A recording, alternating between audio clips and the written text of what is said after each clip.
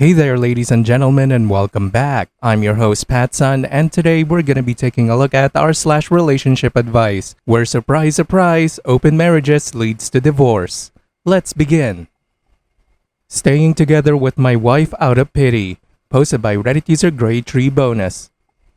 I've been married to my wife for 18 months, together 9 years since high school. 9 months into our marriage, I found out she was having an emotional affair and had physically cheated. After confronting her, she finally confessed it was with an older ex-colleague who is a therapist, and she claims the messages I saw were part of her role-playing therapy.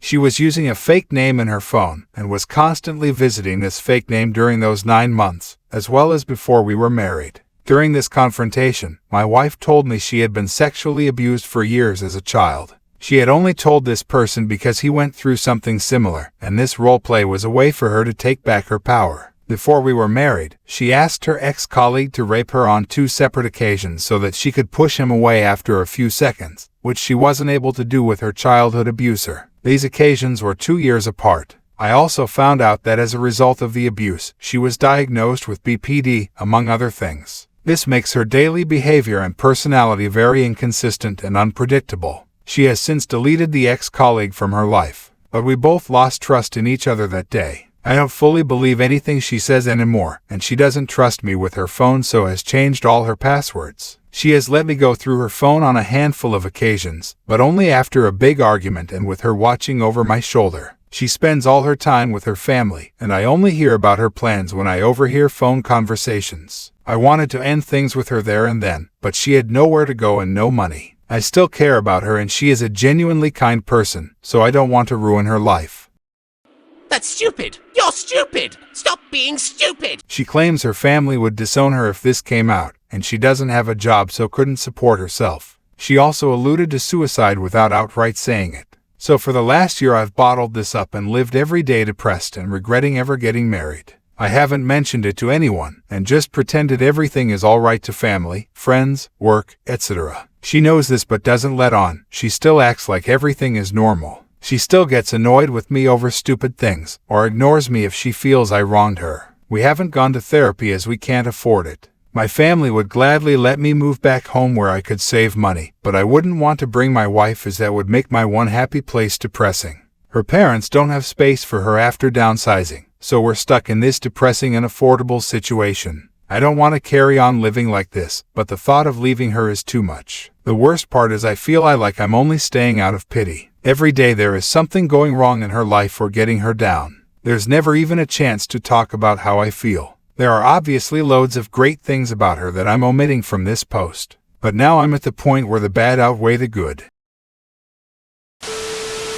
I completely disagree. You are not staying with her out of pity. You are staying with her because you are spineless. OP, you have got to be one of the biggest idiots ever if you believe she's a good person. She's getting railed by different men every single day while you are stuck there paying for everything like a mindless simp. Anyways, I want you to listen to this comment by Reddit user Zardos II. Why set yourself on fire to keep someone else warm? By keeping her in your life, you're just keeping the pain alive and delaying the start of your own healing. And I don't believe she's remorseful about what she did. She just regrets getting caught.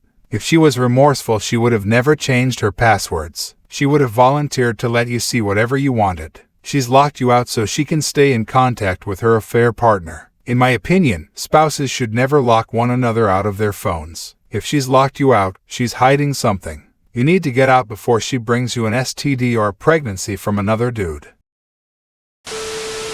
My husband and I opened our relationship and now everything is terrible. Posted by Reddit user Specialist Arm.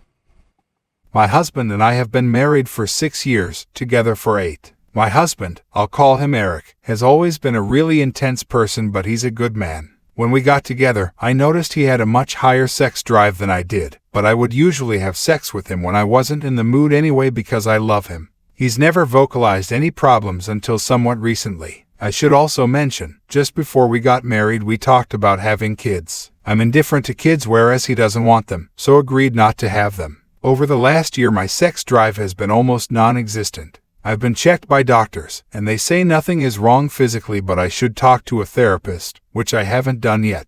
I haven't even been able to just have sex with him to have sex like I was doing. About 4 months ago he sat me down and we talked about all this, and he said he needs sex, which I told him I understood, but I can't give that to him right now. We argued for a bit and he ended up sleeping on the couch. In the morning he suggested we open the relationship. I was heartbroken. He explained that we either give this a try or end the relationship.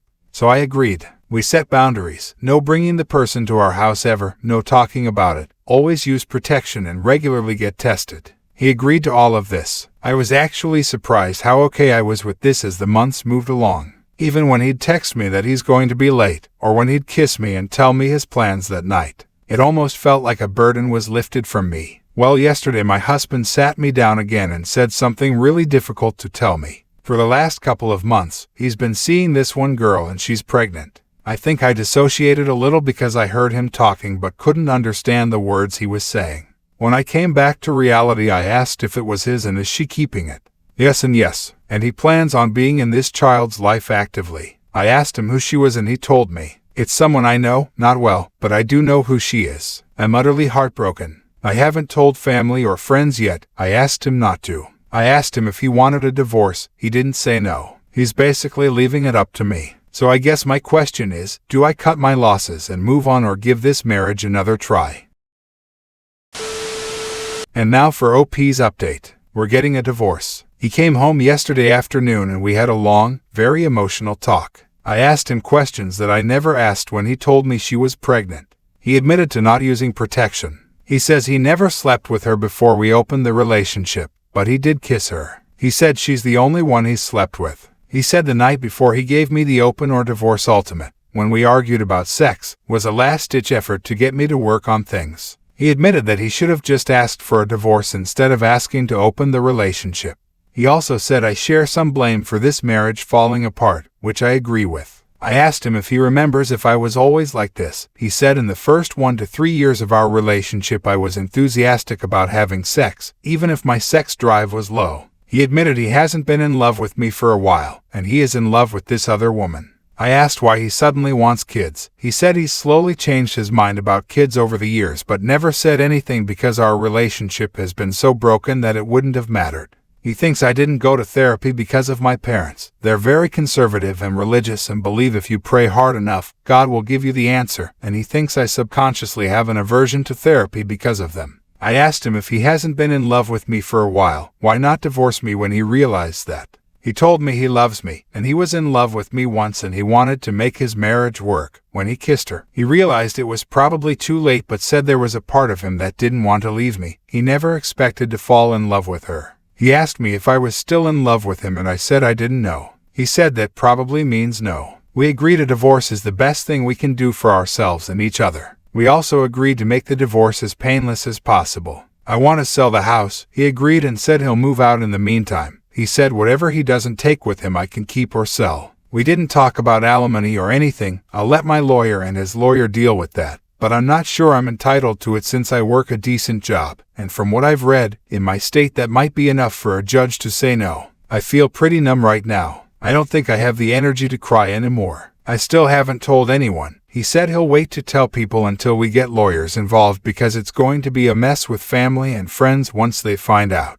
Anyway, that's all. He's gone and I'm laying in bed, still processing everything. Surprisingly, I don't hate him. I'm not mad. I made a promise to myself to contact a therapist on Monday and I'm holding myself to that this time. I want to thank everyone for the advice, as harsh as some of it was.